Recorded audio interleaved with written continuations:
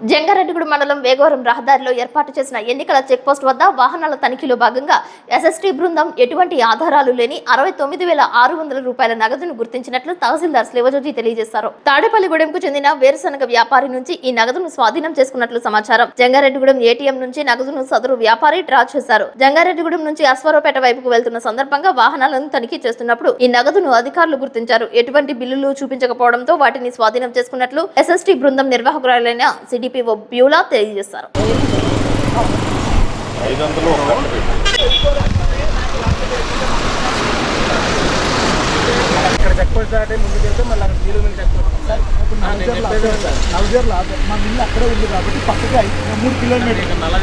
ఇక్కడ SR petrol bunk opposite లో Jangareddygudem check post మన రిటర్నింగ్ అధికారి వారి ద్వారా ఏర్పాటు చేయడం జరిగింది. అందులో చెక్ పోస్ట్ ఆఫీసర్ గా కానిస్టేబుల్స్ గా ముగ్గురం పనిచేస్తున్నాము.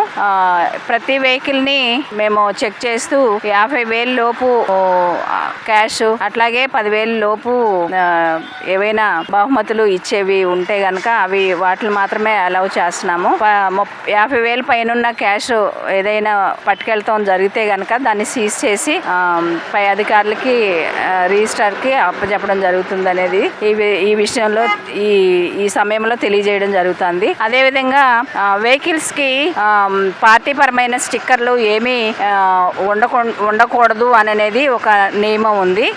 అది ఎవరికి వాళ్ళు మీ పరిధిలో మీరు ఆ స్టిక్కర్లు తొలగించుకున్నట్లయితే బాగుంటుంది.